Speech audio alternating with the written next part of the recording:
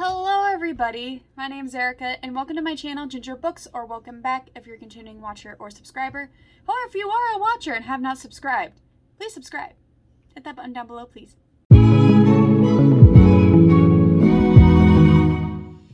I have been trying to start this reading vlog for a week now, or a couple of weeks now, because I need to read this book, and vlogs are the only thing that kind of help me hold accountable to read said books. And also, I'm falling into my old habits. 2021 is supposed to be like a rebound year, and it's rebounding literally straight back down that hill. So, before we get into pretty much this vlog, which is going to be a lifestyle / reading vlog, I wanted to tell you guys something, and I think we all knew this was going to head down this road because I have been on the fence about it for months now, is I am going to get rid of Sims Fridays. Just because I just have no ambition to edit the videos, and it has turned Sims into something that I don't want to do, just because it's just, and I don't want to say it's just too much work. I feel like I could handle the workload if I just had more time. With everything that I have to get done for the museum, and I just get so tired that I just don't want to edit videos. And for some reason, it's just gotten a bad taste in my mouth, and I don't want Sims to be like that. I want it to be fun for not just you guys, but me as well. So Sims Friday is on a hiatus for I don't know how long, and to be honest, this might take the time to start researching how I can get on Twitch. So, for those. So, I will be giving you fun book content again, Tuesdays and Fridays. I may change the upload time again because I realize Tuesdays and Fridays really are not the best time for me to upload. Again, Fridays, literally, I don't want to do anything because it's Friday. And Mondays, to try to get me motivated to do anything besides work, is not the greatest. So, I may be utilizing weekends to do this because it seems I'm more energized to do things like on Wednesdays and Thursdays and the weekend. So, however, I do need to keep a schedule for weekends instead of just blowing my weekend plans out of the water and my schedule out of the water. Just finding things that don't work for me, obviously, to make things better quality and better for you guys to watch and better for me to do. So, it'll be fun bookish content. Right now it'll stay probably Tuesdays and Fridays. It may switch to Wednesdays and Saturdays. I'm not 100% sure because that seems like I had done that for a month because I was always a day behind, and it seemed like it was a lot better for me. So I may switch to that. Or I upload twice in one day, but that also seems weird if I did that. So, but we are not doing Sims Fridays anymore. I don't know how long. Maybe if this channel takes off and people want more Sims content, again, I will think about it. But again, my first priority and my kind of first job is myself and my mental health, and then my actual job that pays me money. Thank you for understanding, and I guess let's get into the video. So today, I am bringing you pretty much a vlog video of my whole week, because I actually, even though they can be work, really love doing vlogs. And if I really keep myself and keep pushing myself to do how most vloggers do it, which is edit day by day, so it's not like a huge cluster of trying to edit at the end of the week, I should be able to do that. No problem. Especially since sometimes I don't update every day. So, but this is also going to be a reading vlog, because guess what came in the mail a couple of weeks ago? Court of Silver Flames by Sara J. Maas. And you've noticed that I, again, tried to start this vlog so many times. I'm on chapter 22, which is page 239. This is almost an 800-page book, so we are only maybe a quarter of the way there. So, but I really wanted to pretty much have a reading vlog. This will be full of spoilers, so disclaimer. I recommend clicking away from the video right now and go read the book and then come back and watch this video. I have really loved Sara J. Maas's writing, especially when finding A Court of Thorns and Roses series, and I just could not wait and really wanted to share my reactions with you guys. And so far, this book pretty much goes off and starts talking about Cassian and Nestia and their adventures, and I'm wondering if this is going to be a series of Nestia and Cassian, because this is just beautiful. Beautiful. There is a lot more sexual tension at the beginning of this book than there was, like, throughout the Court of Thorns and Roses series with Feyre and, oh wow, what is his name? Rhysand. Even though that was a slow kind of like, practically hating each other to love and that type of passion, this is just right off the bat where Nestia you just are in her head of finding out the reason why the way she is. We're slowly starting to find out. And at chapter 22, you kind of start realizing that, her mom paid her special attention, but her mom wasn't the greatest mom. And she wished her dad would have, paid more attention to her too, more than, Elaine and Feyre. I mean, her mom literally hated Feyre. And you can kind of see that rub off a little bit on Nestia. Like, for no apparent reason, she kind of hates Feyre. But also in the way kind of envies her because she wishes she was that strong. Even though Nestia is now starting to figure out that, maybe she is stronger than she thinks. Because, I mean, at the end of Court of Wings and Ruin, she kind of goes off the deep end after experiencing a lot of trauma. One of them witnessing as her father dying right before her eyes and not being able to do anything about it. She finally says her true feelings about Cassian, but dealing with all the turmoil of not wanting to have this life and being part of High Fae, she was forced into the cauldron. She went off the deep end to deal with her pain and her trauma and running away from it. And it got to the point where Feyre and Rhysand were just like, okay, enough's enough. You need to face your demons, and this is hopefully how we can help you with it. Even though she kicked teeth and was just like, I'm not a child. I can deal with it myself. I'm an adult. And starts hating them. But you start seeing in one of the scenes, oh my goodness. There's a lot of miscommunication, and that's a perfect example is the steamy scene between her and Cassian in the hallway, right next to the 10,000 steps, because every time Nestia thinks that she can't deal with anything anymore, she tries to go down the 10,000 steps to get wine and try to run away from problems. However, she only gets so far before her legs give out and she has to go back up. This time she made it, I think, to 1,000 steps, and she goes all the way back up and Cassian's there. And for some reason, she ends up kissing him, and it just ensues this, like, very steamy, passionate makeout session in the hallway, and I was, like, there for it. However, there was a huge miscommunication of, after everything, and only Cassian gets his release. Nestia thinks that, oh, the way he shut down emotionally, he hates me. And so she bites back with venomous words, is what she likes to say. However, the reason why Cassian shut down was because, oh no, I let it go this far, and also I never let her have her release. Oh my god. Like, he's freaking out. So it's a little awkward now, and it's but the miscommunication, I'm just like, I just love so far how Sara J. Maas has just added a lot of elements and a lot of just unpacking in the plot to see where all of these directions are going to go. It's going to be interesting, and we're going to unpack them and follow them together. So right now, currently, it is 7:30 a.m. I am up a little bit early because today, or I should say Saturday, to give you a little context, I went into Western Edge to see what they did for trade-ins on saddles or helped people try to sell their saddle. Because the saddle I have, which I'm now starting to find out actually is a 15-inch seat, it just doesn't feel good to me, and it doesn't feel right. It also is it's like 40 to 45 pounds because it's pure leather. And it's really heavy for me to lift.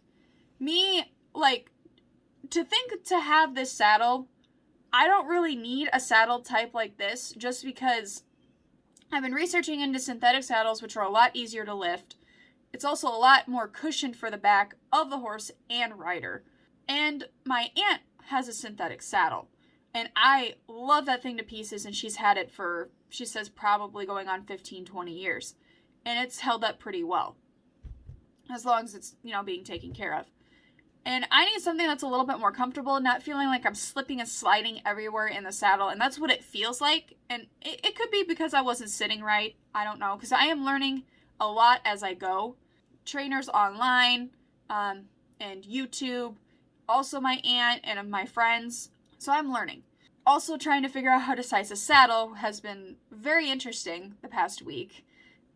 And finally had to break down and go, why don't I just look up and see if Texas A&M Tech, I hope I'm saying that right, has any videos, because literally they have a whole huge department on equine studies. So, and they did, and I found out I've been measuring the gullet wrong.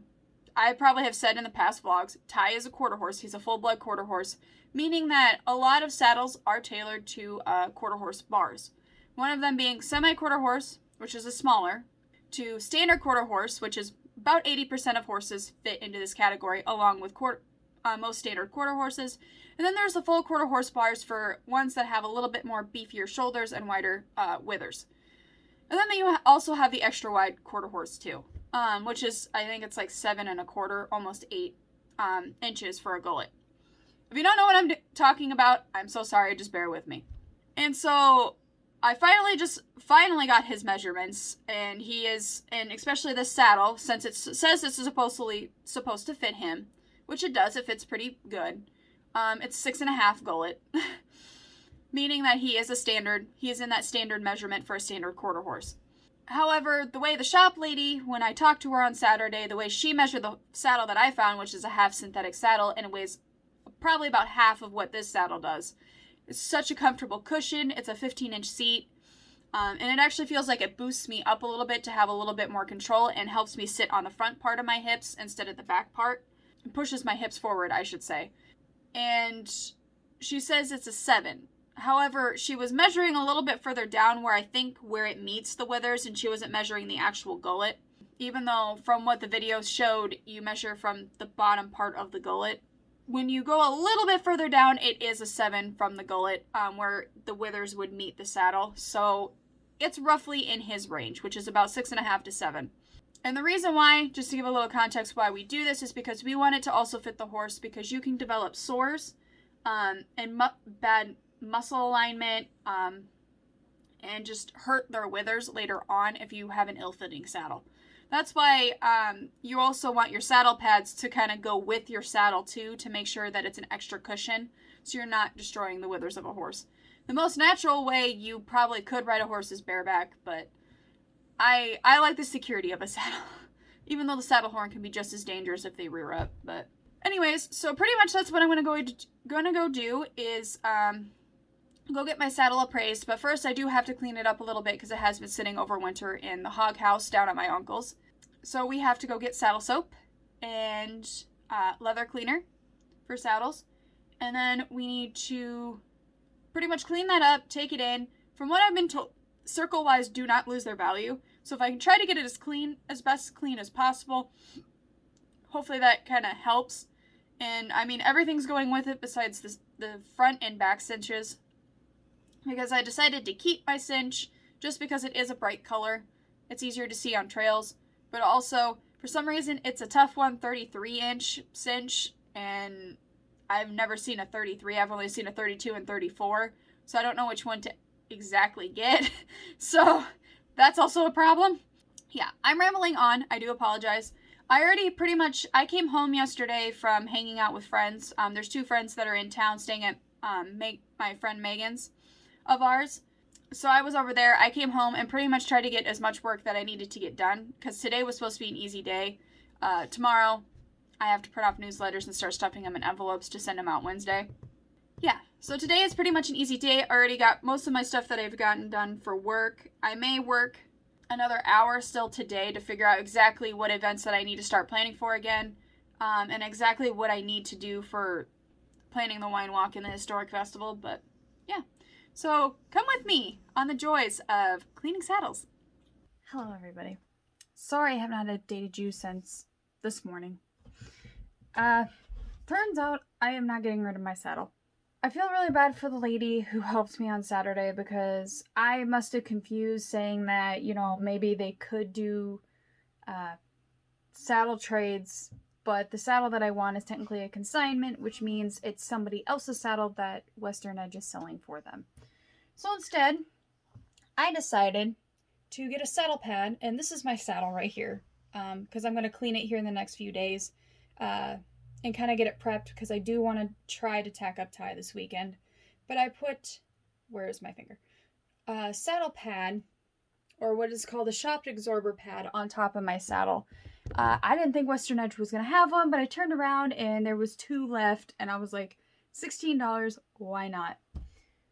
Also sitting on top of it is an extra pair of reins, extra bit, and clips to clip the reins onto the rings of the bit.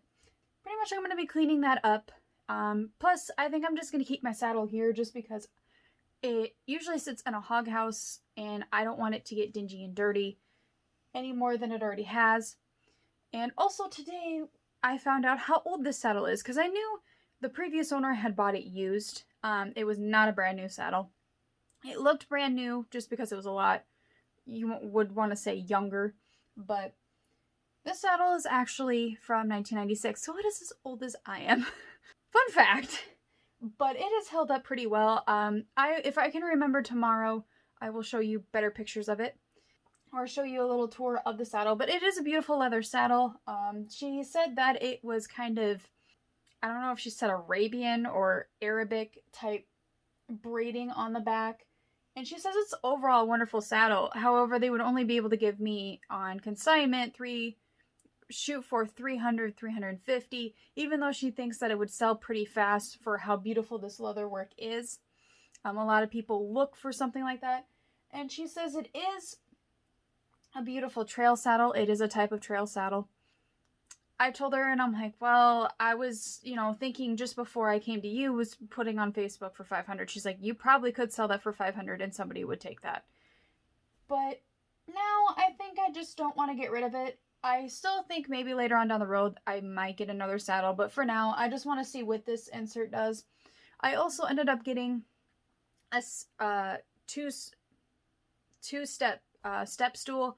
I think that's also part of my problem, is because since Ty is a few inches taller than I am, lifting the saddle up and then trying to reposition it is my problem because of how heavy it is, and I don't have very muscular arms. So I got the step stool so that I can accurately position it on him without having to try to pull and yank it up onto his withers, which can hurt him. So I did that. Another thing is I need to figure out the breast collar. I forgot to pick it up, so I might have to pick it up tomorrow. So I didn't really do much. I didn't get any reading, but I figured since I've been trying to go to bed early because I need to get up early, and kind of conditioning myself for getting in back into the swing of things. Obviously, since it's supposed to be really nice weather in Iowa, 50s pretty much after tomorrow. Well, you could probably say 50 because sometimes it gets warmer than what they say. And then next week being practically 60s, I really want to try to start getting and working with Ty. So I'm trying to condition myself to go bed a little bit earlier, to get up a little bit earlier, so that I can do stuff with Ty. Probably won't be riding every day. He literally went the whole winter not being messed with or rode. So just get back into it gradually. And even I think during the summer, I'll probably only ride him maybe at most 3 or 4 times a week, and give him 2 days off. Because I figured, riding, groundwork, changing it up a little bit with him, but still kind of keeping to a consistent schedule. He is almost 13 years old. He will be in May, and he knows how to do a lot of these things. It's just trying to get him reintroduced back to it again from being literally having 2 or 3 years off. Kind of tried to do that last year, but it just felt like I couldn't find a balance. But now this year, I know what I need to do going into it. But I will give you more of a detailed tour tomorrow. Who knows, I might start cleaning some of this tomorrow, but I have to lay things on the floor because I don't want saddle soap everywhere, because I don't want it to eat away at my floor. So, but yeah. But I am going to go read, and I will probably update you guys tomorrow on what I read, just because I'm going to go upstairs to bed, and most likely my boyfriend will be joining me here in the next hour or so. So I will see you tomorrow. Okay, sorry if I look like a crazy person right now. I thought I would update tomorrow, but I had to update about this. So I just read chapter 22, and anybody who has read this book so far, you know what happened in chapter 22. Cassian repaid the favor, but the beginning of chapter 3, and the way he's like going insane because he only had her released to repay the debt, I guess, and to return the favor. But just his way he is going insane. I think somebody found their mate. I'm so excited, but I'll update more tomorrow of what I've read. Hello, everybody. Good morning. It is 7:11 a.m. on a Tuesday, and I am a lot more peppier? I'm a lot more awake than I thought I would be, even though literally on the way home from dropping Blake off at work, my boyfriend, I wanted to fall asleep. But I am up. I've already gotten some things done that I've been meaning to. One that I forgot, and I should have replied back in February, but I didn't because I forgot. As I said yesterday, I do have some things to do today, one of them being pretty much the newsletter, because I need to make sure that's getting out before Saturday, especially through email so that they know about the seminar this weekend. Because I'm trying to cut down on advertising costs and not using the reminders so much, especially after that October mishap where we owed like $500 to $600. Not doing that again. And also, I might, in the meantime, I did change our venue because I was thinking about it last night, and if I did not mention, our venue was supposed to be the mill house, but with all of the snow still there and also it starting to become muddy, it would not be safe to try to transport chairs from the Clancy to the mill house for people to sit. And plus, I kind of want to make PowerPoint for things that we do not have. However, I will be opening up the mill house so they can see the items that we did have up there, or I might just bring the items from the mill house to the church. I might do that instead, because we don't really have a lot. Tomorrow, that is my thing for me to do tomorrow, is that I have to create my notes in my PowerPoint, but it has internet access in both of those buildings. So does the mill house, but I don't feel like moving the TV from that location and trying to get it into the mill house and trying to get it out. It's a little bit easier if you just keep it, and to be honest, we'll probably just keep it in the church because we do have another seminar later in the month. So, anyways, now I'm rambling because that's how tired I am right now. I don't have the book with me, it is upstairs, but I did want to update you on, I got to, I think, what chapter is it? Because I'm in part 2 of the book now. Ooh, it's getting, sorry, I'm gonna sneeze. Sorry, that reaction was me trying not to sneeze. So I don't think it's disgusting. But it's just getting hot and spicy up in here. And Nestia, at this point in the book, I feel like she's starting to cope with things a lot better. And she's actually starting to trust Cassian more than she's kind of letting on. And she's been kind of down in the dumps because the priestesses in the library, she's been wanting, like, you guys should know how to defend yourself so you guys are not, like, sitting ducks in the next, like, invasion or war. And so she kind of thought of a plan. She is so smart, so smart and cunning, that if she kept trying to practice her fighting skills, because she's now starting to learn hand-in-hand combat, or hand-to-hand combat, not hand-in-hand combat, would get under Clotho's skin, which then she would ask Cassian to go talk to her about it. So when he did, he was showing her, you know, how politely he is when he's training, which the priestesses stopped to watch, especially the one that she wanted to stop and watch, which was Gwen. And at the end of it, Cassian's like, you cheeky person, like, you did this so that the priestesses would watch how Cassian is when he teaches, so that they can see that he is not a bad teacher and he would never do anything that would upset them. Especially, you know, asking if he can, like, correct her elbow, to touch her and correct her elbow. Guess who signed up? Gwen! So that's really exciting. And I thought that it just shows a lot more, again, depth to Nestia's character a lot, and I love it because, you know, I'm all there in a simp for character development. I don't know how much reading I'm going to get done today. I'm hoping that when I come back in the afternoon, I'm hoping to get the envelopes stuffed, but as quickly as I can, but I doubt it, because I have to go through my Excel sheets and redo which ones I have to mail now and which ones I have to email, and we also have a couple of new members that I've got to add them to the list too, so I've got to go do that. But first, I'm going to go get dressed for the day, and then get that done, and then we're going to head to the museum. Lady's probably going to come with me today, because I feel bad when I have to leave her in the kennel. And she's been in the kennel a lot the past 3 days, so I think she deserves an adventure today. So, but I will definitely do a work montage, and I will insert it here when we're at the museum.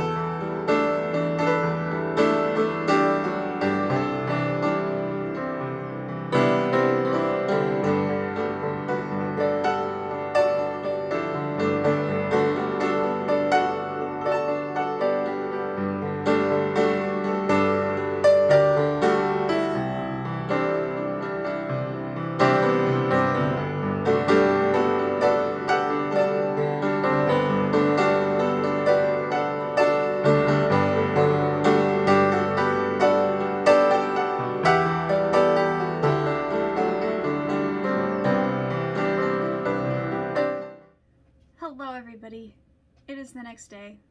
So to recap what pretty much happened after I went and picked up my boyfriend from work, I get a text message from him when I was going to pick him up saying that, by the way, my parents are going to get tested for COVID.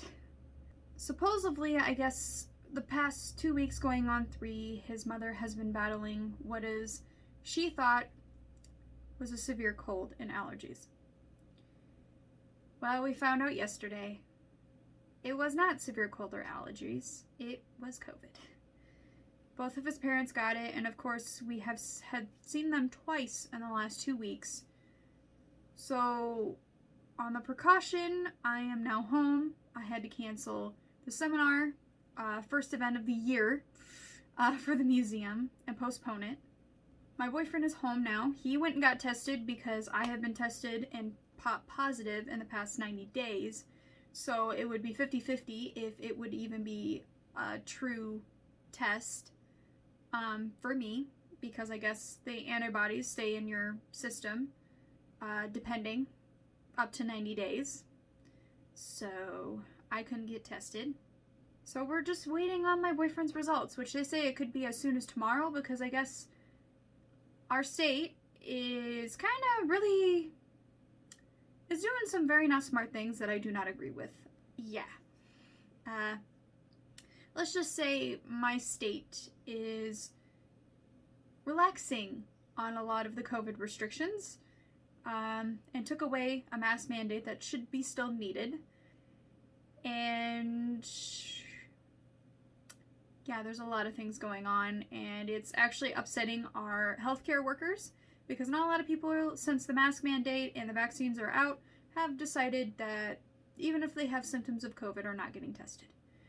So they said that right now, since pretty much the labs are kind of at a standstill and might get your results as soon as tomorrow. If not, she says, be looking in the next few days for your results, and they will be emailed to my boyfriend. That made me upset today. So today I just pretty much had a chillax day for work, and because, I mean, a lot of the stuff that I was supposed to do today kind of fell through the cracks, so, because I can't go anywhere until we find out my boyfriend's results. But I was able to call in and record my voice for questions that are going to be for trivia at our local radio station. So I was still able to do that. All I can say is that I am proud and thank the healthcare workers and the people working on the front lines to keep us safe and have to be exposed to this all the time. Also, I want to say I am truly sorry, and my condolences to the families that have been affected with people that have either been in the hospital for 6 months or had family members die because COVID has either amplified pre-existing conditions or they have died from COVID. It's getting what I like to say nuts. Anyways, so right now I just filmed my TBR, which is just another short 5 minutes. I was going to do a wrap up of the last winter, but just to be honest, I haven't really read much, and on my TBR I have repeated books from the past 2 months, just because with work being so busy and stressful, I have not really had the ambition to read. And I mean, since doing this reading vlog and reading this book, it has sparked a need I want to read because I love this story and need more. So I do apologize. It's just, 2021 is just to go with the flow. If anything that 2020 has taught us is just to go with the flow, change and adapt as best as you can. So that's what 2021 is, a rebound year of going with the flow. So, but in turn of that, holding this book, I realized I really have not posted me reading this book. I've just posted about me talking and then me working. So let's get some reading done.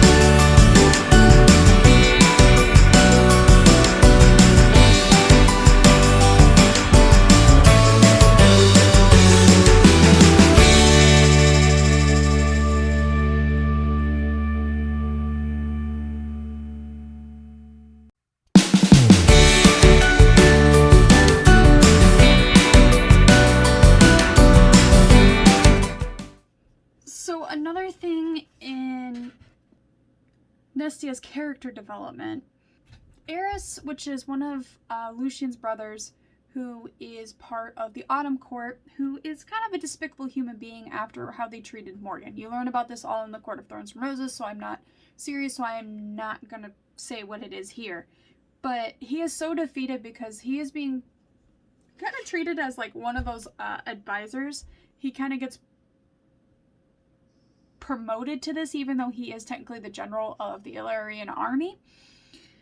And Cassian has to learn to negotiate politics. And Ares knows that Cassian's not very good at it. And he tends to get very upset about it because he just doesn't know how to do it.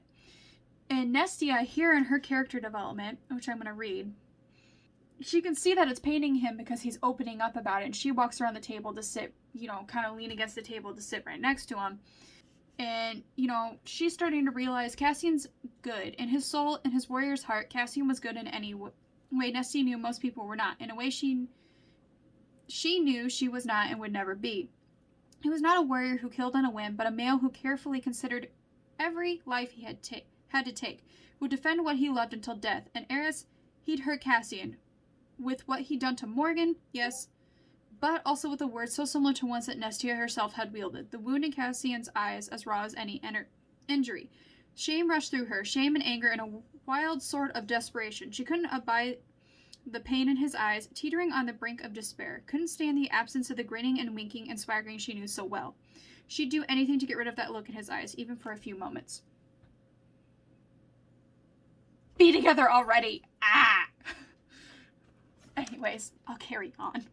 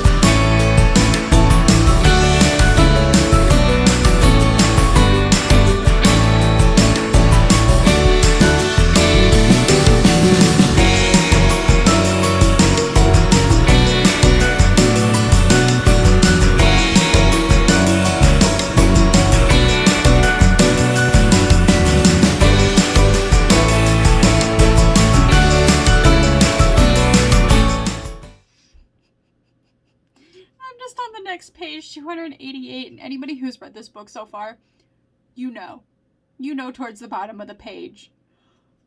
Oh my. Oh my.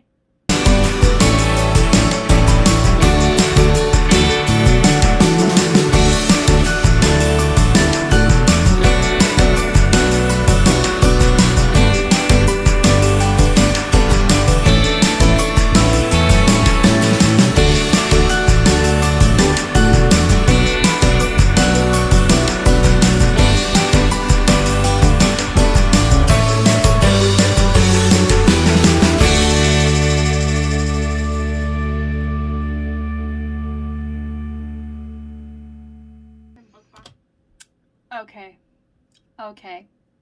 289. The way, and I'm sorry, I'm probably going to turn red because I usually don't talk about scenes like this, but in a way where Nestia says everything in her body turned to molten. A surge of wetness slicked between her thighs as the taste of him filled her mouth. Salt, something vital. This is just proving my point that I feel like they're mates. Because they're affecting each other, especially in intimate scenes, like how Feyre and Rhysand are. Am I just going nuts? I just want this to happen. As, why do you have to be a cock block, literally? But that ending of that chapter, in a way, what Nestia did for Cassian, come on. Like, come on. It's gonna happen, guys. But I'm gonna keep reading, and I will just pop in after if I take a break and I'm done reading, so. Okay, so I am back. I have reached page 348, and towards the end of chapter 31. Oh, it got spicy again. You start to see a lot more of Nestia's power. And exactly what she took away from the cauldron. Because Rhys, she ends up having a really bad nightmare.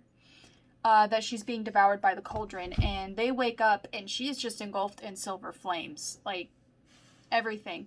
Rhysand, of course, feeling that spike of power, comes rushing to the House of Wind to try to combat it. And he has the power, and I cannot pronounce it very well. It starts with a D, so I do apologize if I don't say it. Has a power where he can literally seep into the minds of people and can kind of control them. However, he doesn't try to use his power for, like, evil purposes or, like, his own purposes. It's mostly to, against, obviously, the enemy, or to help calm somebody who is having episodes or experiencing panic attacks or trauma. It's kind of like what was happening in this dream, and reason why Nestia was engulfed in pure silver flames.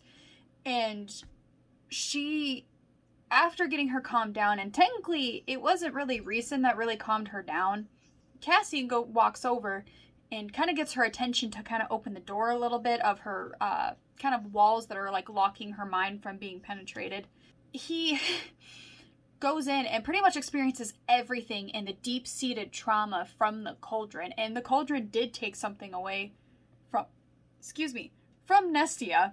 You know, and finally says, and I'm like, and I think I finally found out the source of her power, and what she took away was pure death. And that's why it's silver flames and ice cold every time they're around. Silver flames are around when her power kind of starts to kind of leak out, because she has an iron tight control trying to stuff the power down that wells up inside her when she gets angry. Flash forward to the end of chapter 31, when she decides to do the scrying of the bull, because, you know, she feels like being a hypocrite of not facing her truest fears. And one of her fears is that the last time she scryed and the cauldron found her, the cauldron took Elaine and was in the center of the big, pretty much battle with the King of Hypervium. So she finally does, but her power takes over, and like the room is getting colder, and you know, she keeps her lifeline on Cassian while she's trying to scry and kind of losing herself. And I guess she just kind of, her eyes open and it's just silver flames, but like Cassian, like this calmness, and knows that he's staring at death. Knows he's staring at the pure essence of death, because he has almost died several different times in the previous series, saving the people he loves, and himself. And so he just knows how to combat with it, which is warmth. And that's kind of his power, which is bringing heat and warm type of energy. So that was kind of cool. And I mean, he was practically doing a makeout session to get her to like kind of come to a little bit and freeze. So it's almost like a fire and ice type relationship where one kind of complements the other a little bit, instead of, you know, fire and ice being polar opposites. That is cool. That is cool. Sara J. Maas, I love how you hinted at that. Thank you so much. But, oh, it's getting spicy. After the end of chapter 31, they definitely know that they find out where at least the mask is, because they're trying to find 3 objects that are very ancient and powerful. And it's in a bog, which actually is near, what is that person's name? Hold on, I gotta find it. Found it, sorry. It's on page 34. It's pretty much next to the Weaver of the Wood, which is, the bog is in the middle, which is kind of like the most ancient place in the whole fairy realm, which is the middle, which has pretty much the most ancient, like, untamed magic. And that's why a lot of the ancient High Council of the High Fae have told them to stay away. Just because it's just so untamed, and a lot of evil kind of resides in there. So it explains why 3 things that are just as powerful of the cauldron were put in, cauldron were put there, at least one of them. So they're going there now. And it's also kind of next to the cave of where a lot of people were trapped. You learned this in the beginning of the Court of Thorns and Roses, where everybody was trapped for 50 years under the mountain. So that was neat. So I need to take a break right now, and I will update you guys later if I read any more. Hello everybody, it is much later, but I have spent quite some time, and I've gotten to chapter 40 in this book, and oh my word, they've finally done the deed, but it's still getting, sorry my eye itches. So they have done the deed, but the tension is so high, because now it just feels like they're playing a game, and so is Sara J. Maas with these 2 characters, when I just want them to be together. Finally admit themselves that they need to be together, especially they had sex pretty much after. Sorry, excuse me, my eye itches really bad. Where was I? Oh, so pretty much another example of the whole love relationship thing boiling and tensions rising even more is that they had to go find the mask in the bog, which Az gets shot, or I call him Az, but Azrael gets shot down by an ash arrow, where they find the 24 Autumn Court soldiers that went missing, and they seem to be under some sort of spell or control that kind of turns them into kind of like relying on primal instincts. He puts Feyre, why do I keep calling her Feyre? Nestia into a tree and just says, "Stay here, let me go help my brother." Well, Nestia, meanwhile, while Cassie and Azriel are fighting, she decides that, 15, she doesn't know how many minutes have gone by, and decides to climb down out of the tree to go find them. Meanwhile, she gets attacked by a very ancient fey creature called a Kelpie, and gets dragged under the water, and that's how she finds out how the mask and how related in power they are. Pretty much this mask allows you to control the dead, and with her power pretty much being death itself, power like to like call to each other. And she was able to rip it off at the end of it, because she comes out of the water with this like legion of army that's like ready at her bidding. Az and Cassian both bow to her, because Illyrian warriors always bow to death. So that was cool. Oh my. If you can't tell, I am just here for this relationship right now. Screw the plot. And these two characters. But I'm excited. Probably going to go upstairs and read more and probably tell you guys more about it tomorrow. But it is like 10:52, almost 11 o'clock. And was going to play games with the girls, but they decided one does not feel good. One has not had a nap, so she's pretty tired. One is still cleaning, so I was just like, why don't we just play spoopy games tomorrow? So that I can continue reading this. This is just getting so good. And I'm like a little past halfway done with the book. I want it to end. I hope there's more. I really hope. And I'm going to have to research to see if Sara J. Maas is writing more. Because I need more Nestia and Cassin. I'm already like crying over their end. And it's not even at the end of the book yet. Okay, anyways, well, I'm gonna go to bed and I'll see you guys tomorrow. Good morning, everybody. It is Thursday. It's bright and sunny on this Thursday morning. But I have book mail. So I want to open this up with you guys. And I already know what these books are, because obviously I ordered them, but I forgot one of these books had come out, and it's part of, is it only going to be a trilogy? So I think this is the conclusion. And I didn't think I was going to love this series as much as I did, but I do. And that is A Vow So Bold and Deadly by Brigid Kemmerer. Sorry if I just mispronounced that name, but I have read A Curse of So Dark and Lonely and A Heart So Fierce and Broken.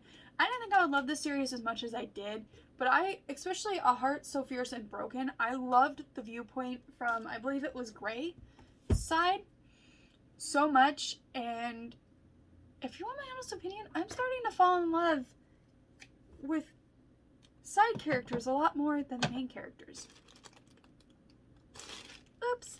This is a book I definitely want to get to, because I know everybody is going to be reading this and probably doing book vlogs and reviews on the book. So definitely have to get to that soon.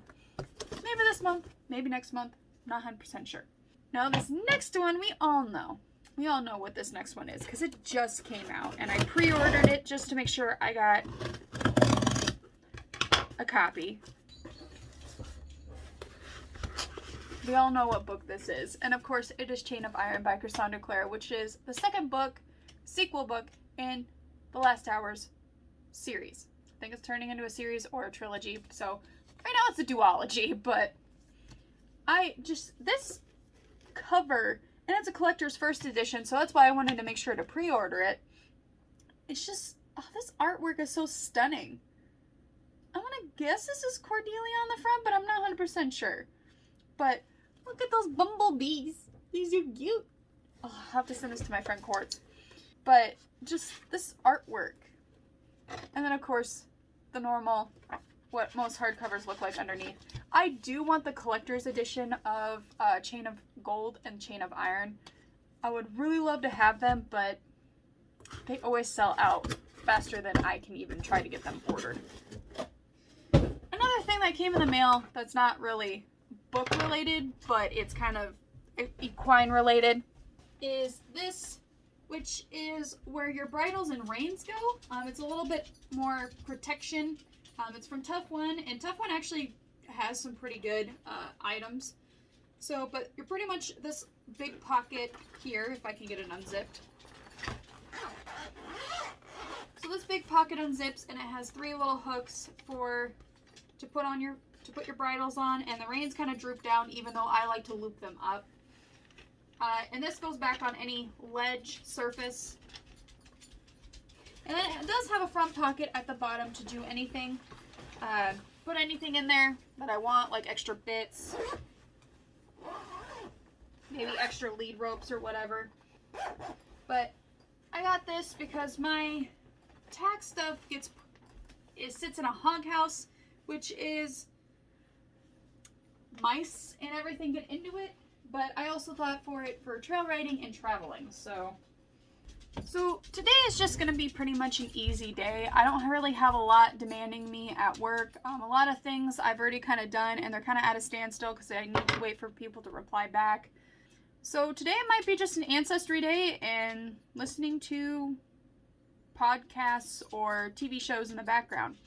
I did not read, I only read like 1 chapter more yesterday of A Court of Silver Flames, and I'm just like reflecting on it now, and I had some time to reflect on it before I went to bed. I'm definitely like, this is probably going to be my top favorite like Sara J Maas book, and this book so far is probably going to be, I don't want to say it's going to be my number 1 of 2021, because I mean I have more amazing books to read in 2021, but I definitely feel like it's going to be in my top 3 because it's just as I said before in other videos, is that what really gets me in to a book is characters. How is the character's development? How is the plot setting up to keep with the character development? And there is so much, like in Feyre, I saw character development, but there is so much happening in the character development for Nestia that I hope it keeps going if she decides to make like a trilogy or a series where it's just Nestia and Cassian. I would be all for that, because I am falling in love with these side characters so much in this book. And maybe it's side character year for me, where I fall in love with side characters and not the main characters. But I just really love how the character development is going, and I also love the tension. And like, there's not really a whole lot of plot twist. There's just a lot of tension building up to something, and I'm here for it. I'm thriving because I love dramatic plots like that. With the tension of, okay, something has to be building. And then when the plot twist happens or something is revealed, it's like, whoa, I didn't see that coming, you know?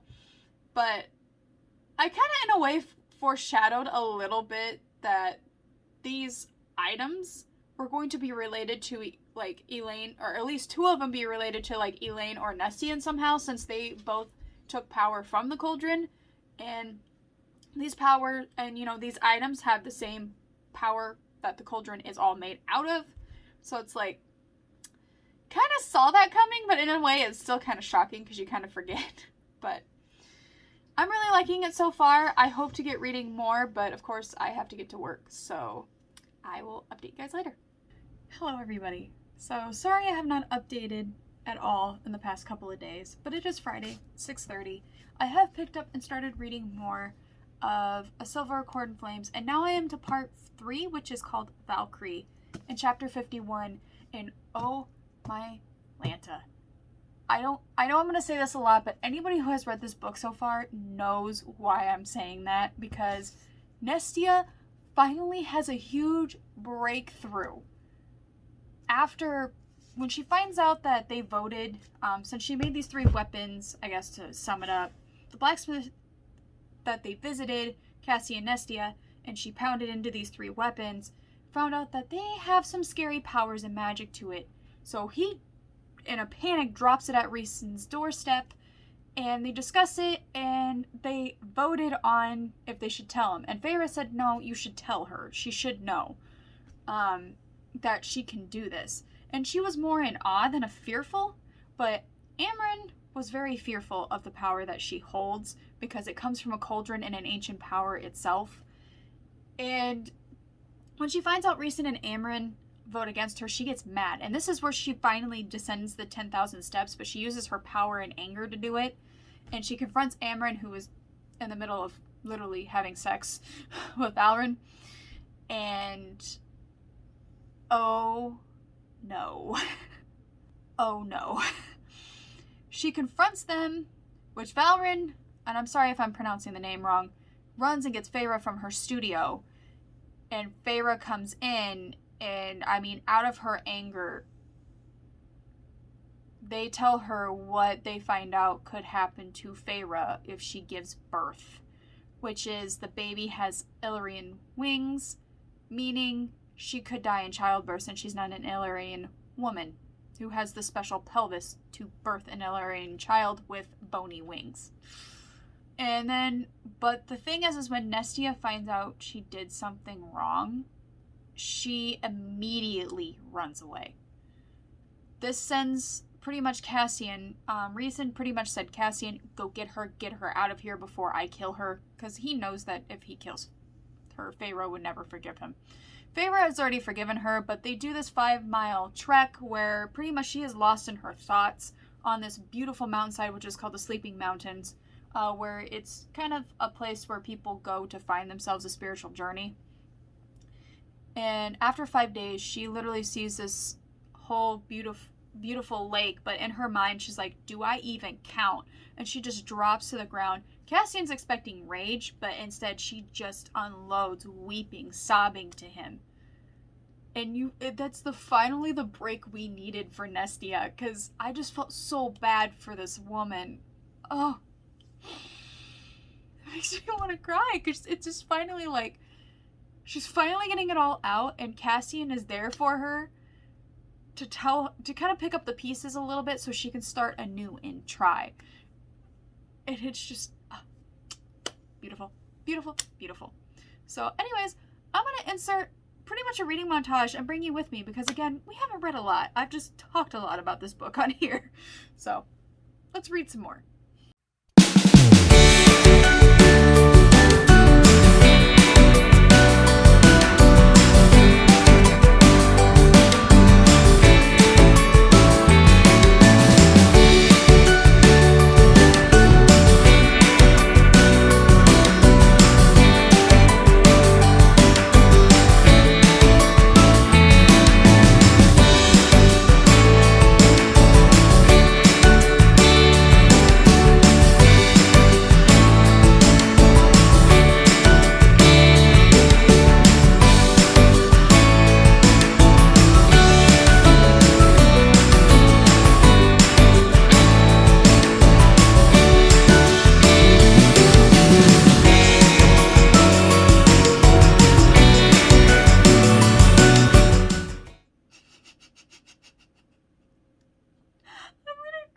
Guys. God damn it. Maas. God dang it. End of chapter 1 confirms a little bit of Nestia's, like, anxious and very negative thoughts about if Gwen were to learn the truth about her and the things that she's done, she would not want to be friends with her anymore. But this ending thing where Gwen's like, her eyes shone, like, because she kind of gets a little bit vulnerable, but not too vulnerable with Gwen. But Gwen's eyes shone like the sunlight on a warm sea. Nestia's heart thundered, waiting for her to reply, but Gwen said, your story is worth telling, you know. Nestia began to object, but Gwen insisted, it is, but yes, if you want music, then come to the services. We'll be glad to have you. I will be glad to have you. Until Gwen learned how horrible she'd been. No, Gwen said, apparently reading the thought on her face. She grabbed Nestia's hand. I understand, Nestia heard. Gwen's own heart began thundering. I understand, Gwen repeated, what it is to fail the people you mean the most, to live in fear of the people finding out. I dread you and Emery learning my history. I know that once you do, you'll never look at me the same Same again. Gwen squeezed Nestia's hand. Her story would come later. Nestia let her see in her face that when Gwen was ready, nothing she could reveal would make her walk away. But that's something that Nestia needed. And it's just, I feel like this part 3 is like Nestia putting herself back together, and I am here for it. Here for my queen.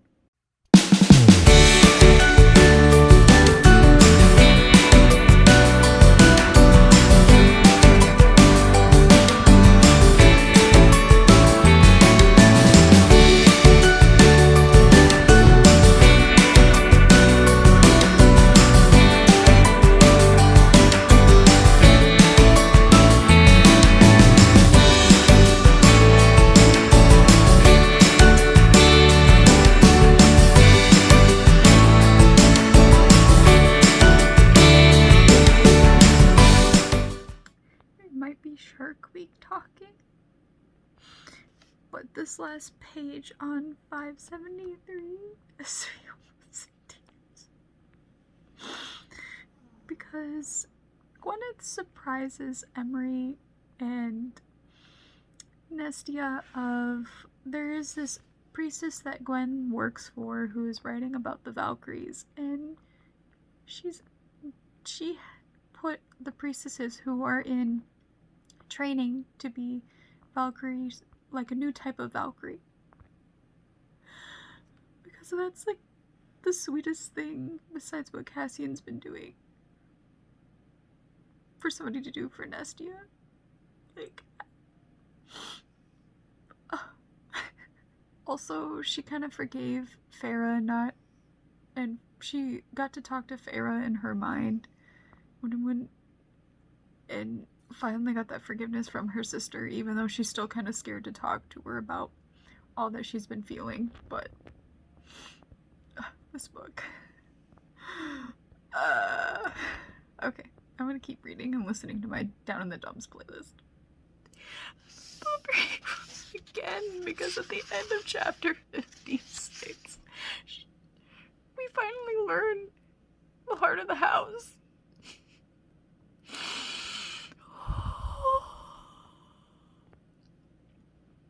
What's at the bottom of the library in the house, and who controls the house, and all the house wanted was a friend. Oh my god.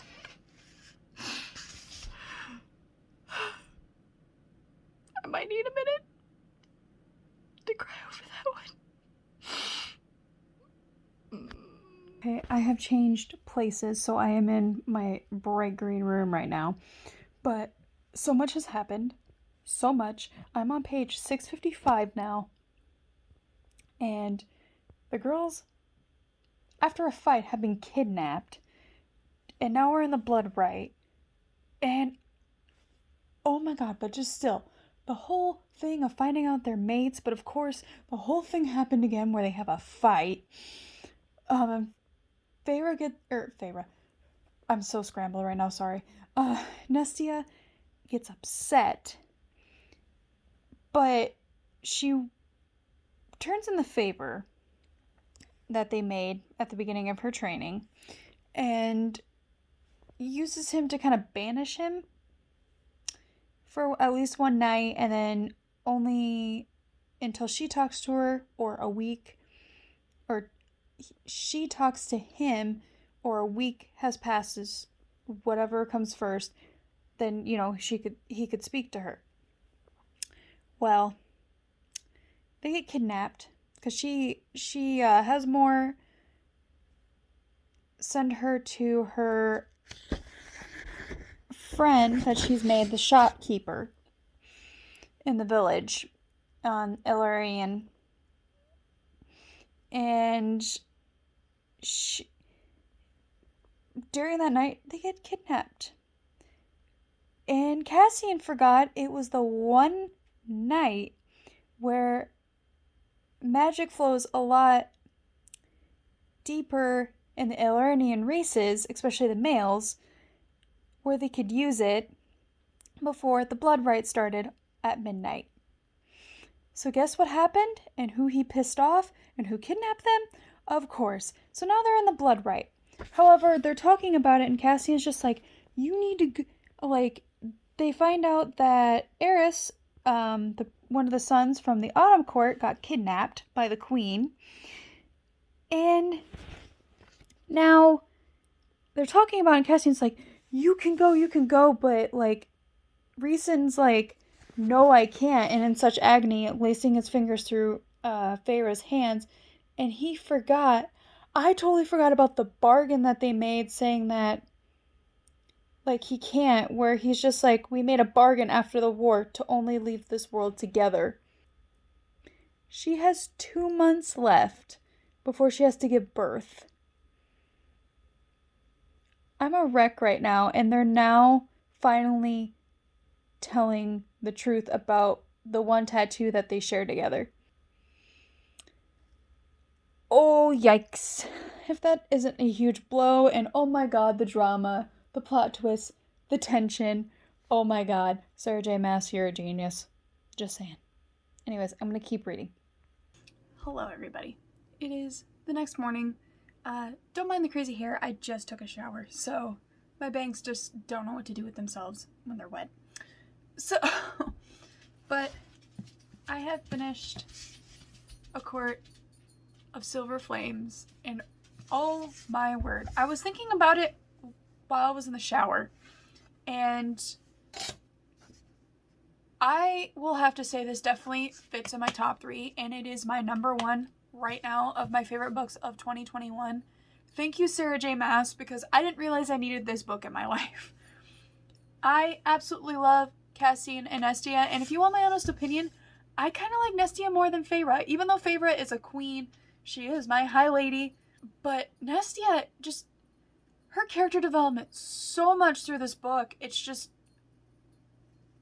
so happy to see something finally happy for her. And her and Cassian as mates. So I guess that kind of leads into a little bit of a review for me of this book, is that two things that I have said in past vlogs that really get me into stories is character development right off. How do you introduce the characters? How do you set up the plot? Which is my second thing, the plot, and how that correlates with character development. And I think Sara J. Maas just outdid herself in this book. As you can tell, last night I cried twice. I was trying not to cry on camera, so that's why it sounded like I was really whiny. I do apologize. But I cried after the camera shut off because it just so happy, like the heartbreaking scenes when I've cried, but then also the heartwarming, like finally Nestia gets her break. Finally Nestia gets it, that through all of her trauma, and I think she also did the trauma well with Nestia, just because it's really hard to represent some mental illnesses and trauma well, because if it's not done well, it's just absolute gross. But like through A Court of Thorns and Roses, I knew Sara J. Maas was probably going to play, since I knew this was supposed to be about Nestia, was going to play on the same thing, because Nestia at the end of A Court of Wings and Ruin and A Court of Frost and Starlight, she was not having a good old time. This, I just felt like she did a representation very well with Nestia, especially showing how similar her and Feyre's kind of like the way they dealt with their trauma was the kind of the same, but also completely different, and how, making them an own individual person. And I really love that too. And Cassian finally getting somebody, because I felt bad for my homeboy. I really loved Cassian in A Court of Thorns and Roses series, and it just felt like he always got told he was the fuckboy of the group, but in reality, I felt like there was more to him than that, and I finally got it in this book. Thank you so much, Sara J. Maas, but the thing is that I hope there's more coming out. I really do, because if there's not any more, I'm probably gonna cry. Because obviously they only had solved one resolution here. Obviously there's the other queens to deal with, and there's other bigger problems to deal with, but I hope that's not the ending. I hope this is not just like a cliffhanger where you leave the series off for like years. Please don't do that to me. I know that there's the adult book that I need to read that's called Crescent City, or House of Wind and Blood, or something like that. I'm sorry if I butcher that name, but Crescent City. I know I need to read that one, and everybody says that book was pretty, from the people that I've read that are Sara J. Maas fans, or I should say watched on YouTube, I do apologize, said they really love that book.